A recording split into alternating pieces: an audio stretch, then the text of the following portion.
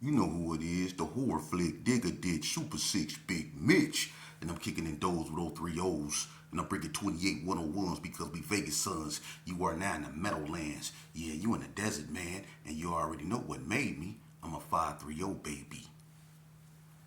Bam! 22-inch Danny Dames. Y'all can't hang with Bolo Yang. No, I'm just playing.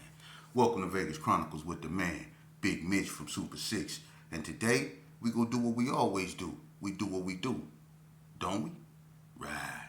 Anyway, hey look, big things on the horizon, man. Stay tuned, man, and be on the lookout, man. I got a lot of things on the horizon, man. I'm gonna be bringing people on my platform. I'm gonna be sending out links, but even better than that, I'm gonna be in a different setting, in a more professional setting, um, in a few weeks to come. And God willing, once I get that going, I can really bring people on to that setting.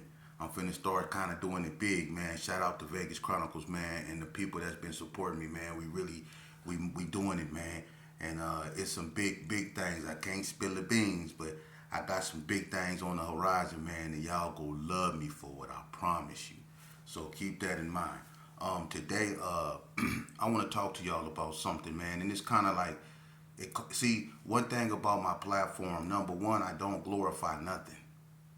I tell the truth, man, about this destructive way of living, but I use my life story. You know, I don't come on here to try to seek fame or anything by, glamorizing, what we done to one another, especially the destruction that we caused amongst one another. I don't do that. I'm using my life to try to help heal a situation that plagues our community, not just in Las Vegas, but elsewhere. I mean, I'm willing to come forward and bear all my, faults and imperfections, man, so people can learn, and understand why, we choose the way we choose and why we live the lives we live, and sometimes we make the wrong choices in lives, which leads to unfortunate circumstances. But I try to use myself, as an example, and my life it was kind of cruel, but at the same time, I feel blessed to be here to share it with you. So with that being said, let's move along. This kind of like deals with, the statement someone made about the '60s being ran out of, Crib City and all that. That's a lie, and I'm gonna show you something, man. Vegas Chronicles. I remember one day, it was me, and I had a ex homie named, rest in peace, Hard Tackle, Short Dog. He was rest in peace now. I think it was Double Dose, and I think Crazy Cuban, and it was somebody else. It was like five of us, and we was in Carey Arms. And this when Say Nidus first came out. You know what I mean? Ice Cube had that song called Say Nidus. Everybody was drinking Say Nidus, right? So we was, running around Carey Arms, and we was on that St. Nidus, and we was tripping. I ain't gonna lie, we was tripping. We was hitting smokers on their chin. You know what I mean? We was that St. Nidus had us on one. And then as the sun started going down, we heard that the '60s was having a party on Carey, but in Carey Arms, but facing Carey Street. You know what I'm saying? They got a street called Carey that Carey Arms sits in front of. So the apartment that they was having it on sat in front of Carey Street. So we was like, they having a party. You know what I'm saying? Now, it's not unusual for '60s to throw parties in Carey Arms. You know what I mean? Tasha, OG Wolf daughter, anybody that know them, know they stayed on West Street, and Tasha is from 6-0. She stayed a couple doors down from Romeo and Dana Dane. You know what I mean? So everybody knew that Tasha threw parties and the '60s used to come to her party. So that alone contradicts people saying the '60s got ran out of anywhere, because if they did, they wouldn't be partying right there.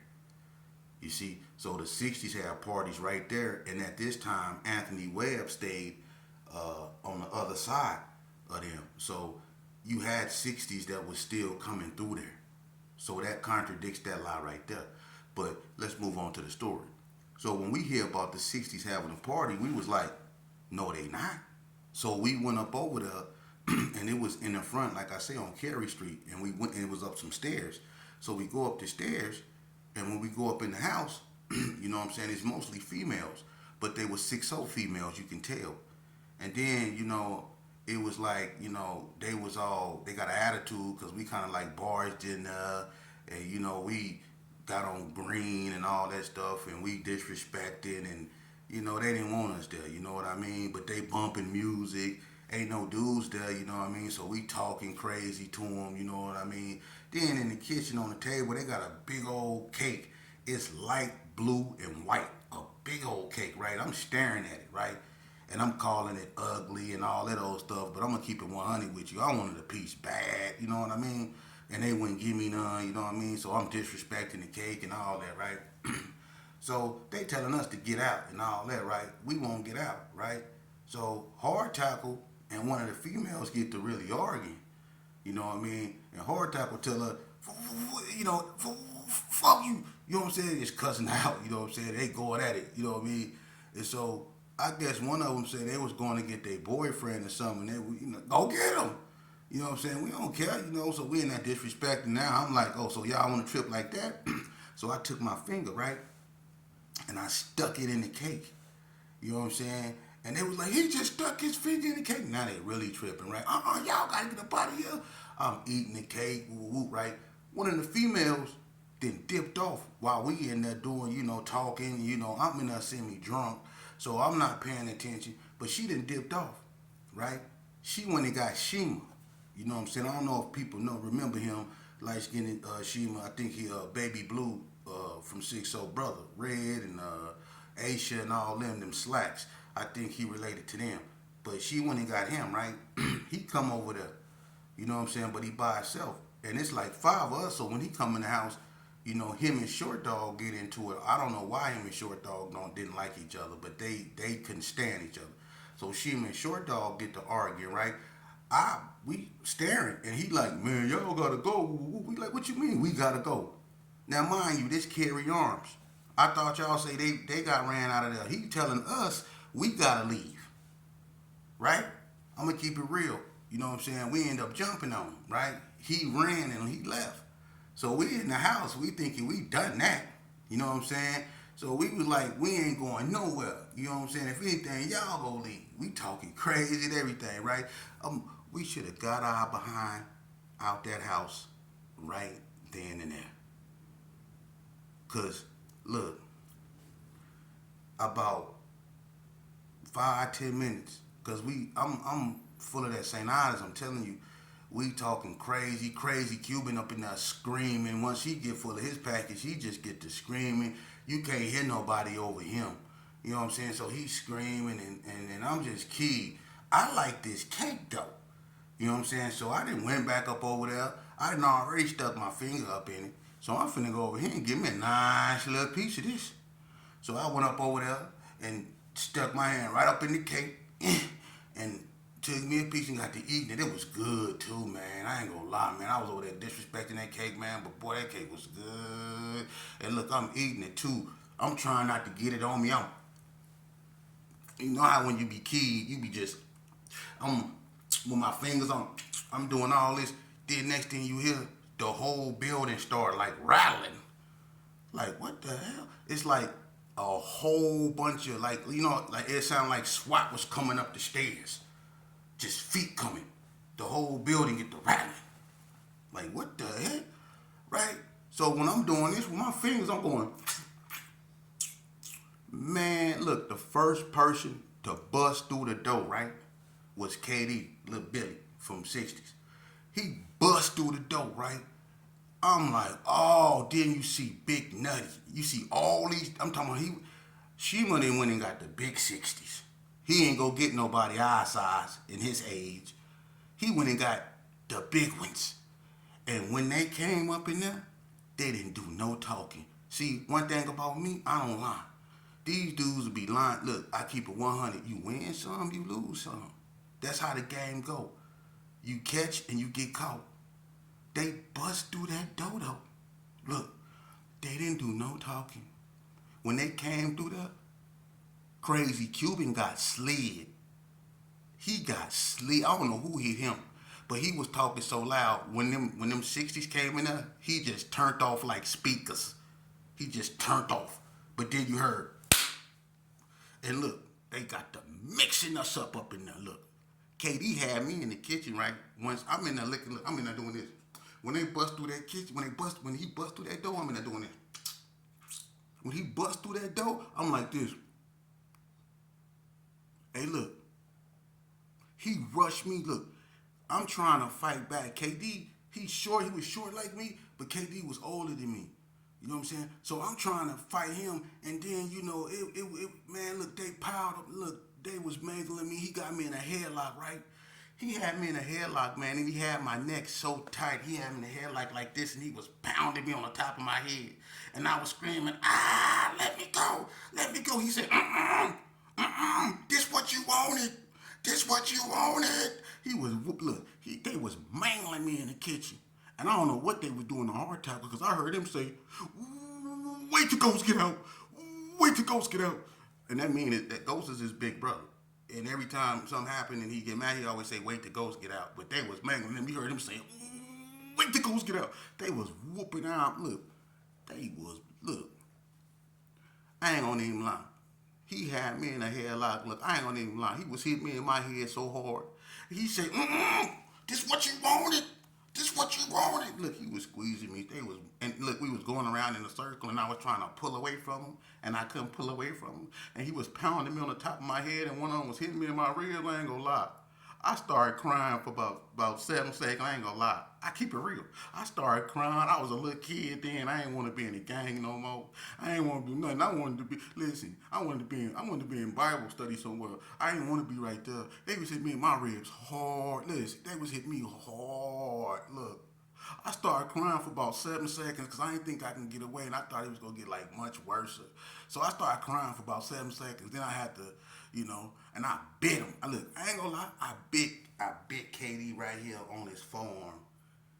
If anybody ever, I don't know if he ever showed anybody, but he had teeth marks right here on his forearm. Them was for mine, and I got a gap in my tooth, and you could tell they for mine because they spaced. I bit him. That's the only way I can get him to let me go. And look, when I bit him, right? He say, he bite me. Somebody got to slapping me with a dustpan, man. They got the whoop. Look, they was whooping. Listen, they was whooping us so bad. The only reason why they stopped is because someone said the security was coming, and I was so happy to hear that. I was so happy to hear. Look, I ran up out that house. Look, we ran up. Look, I ran up out the house. I was so punch drunk and beat up. When I got to the stairs, I could have just walked down them. But I was so punch drunk and I thought they was coming. They was trying to get away. The 60s, they was scattering because security was really coming. And when security was walking up, look, I was on the top of the stairs. I swear to God, I was so punch drunk. I could have just walked down the stairs. But I thought they still was coming, so I dived. But when I dived, I halfway dived and I fell right in the center of the stairs. Blum! And I just laid there. And I remember Don, that used to be with Calvin Murray, Don, the bubble-eyed heavy. I remember him walking up. Look, I was so happy to see them. And I just needed them to call them the paramedics. That's all. Just call the paramedics, man. Just call. They whooped up. So to say that they got ran, that's a lie, man. And y'all, and if you ain't never lived this life, man, a lot of y'all need to just be quiet. Because I'm gonna be honest with you, to sit here and because some dudes don't like to admit when something don't go their way, or when they get mixed up. Yeah, we thought we was tough and we was big and bad when we was over there, and it was just females. And then when we jumped on Sheena, see, we thought we was big and bad. We thought we had the upper hand. But when them 6-0s came and stormed up in that house, it was a whole nother situation, and they beat the brakes off us in that house, man.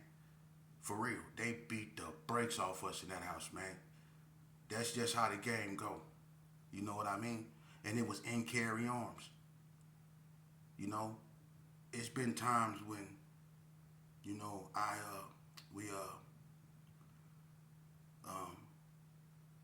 got the 60s and caught them. It went back and forth. But to say that's I don't like that, and that's how stuff gets started, man. Don't if you never live this life, man, it's best that you don't say nothing. You know what I mean? Because that's how truths get mixed up, and that's how stuff gets started, man. You know, and one thing last thing we need is more bull crap, man. As people can already see, we immersed in it. Our neighborhoods is not even neighborhoods no more. People is leaving and moving out of state, man. This thing got that bad, so bad in Vegas now. Vegas is unrecognizable. You know, it's not itself, and it ain't really because they starting to build stuff everywhere and they tore down certain neighborhoods. Vegas lost its identity a long time ago because we started to behave like other states.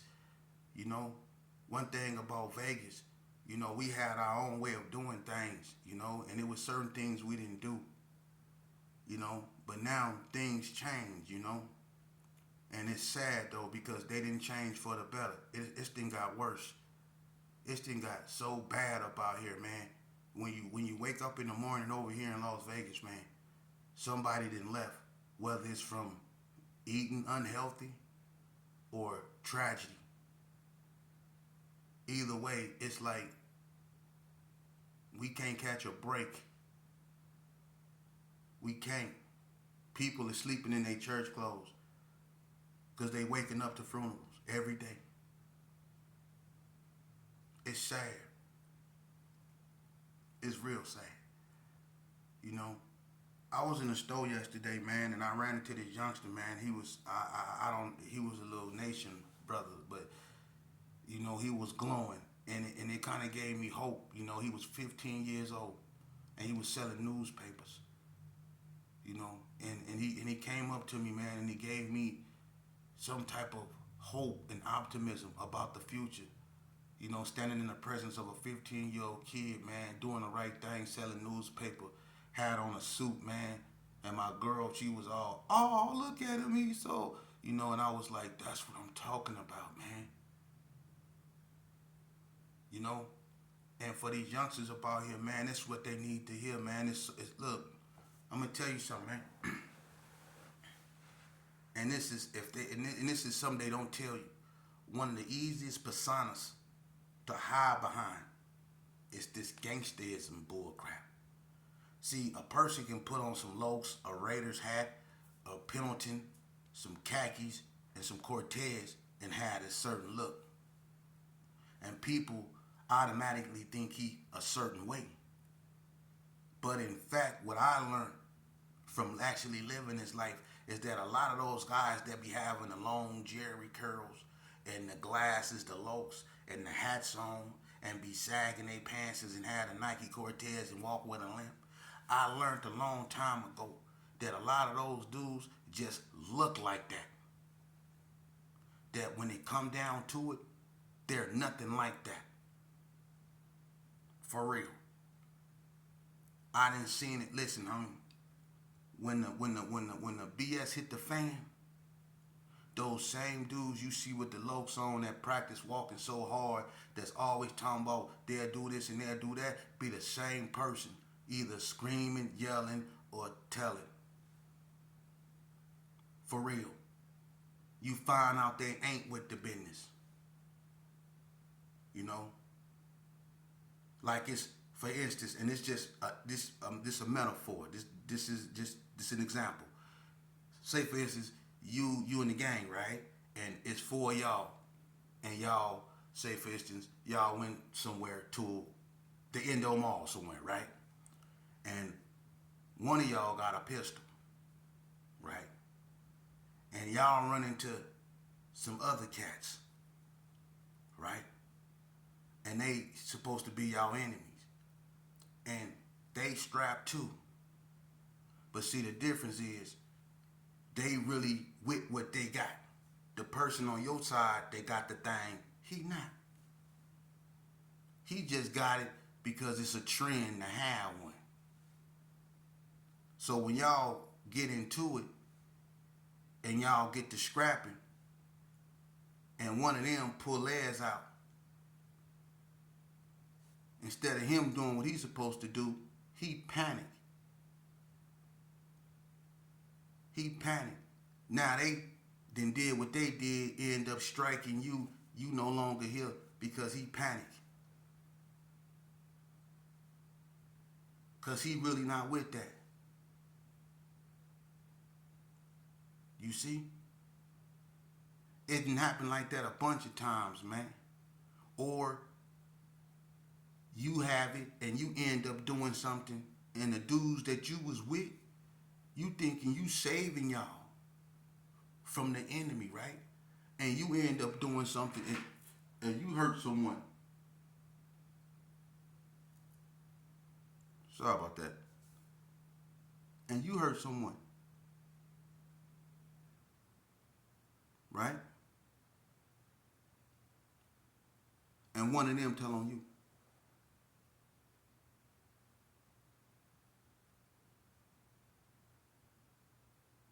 One of your own tell on you.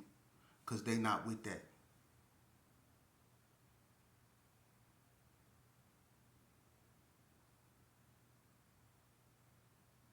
Look,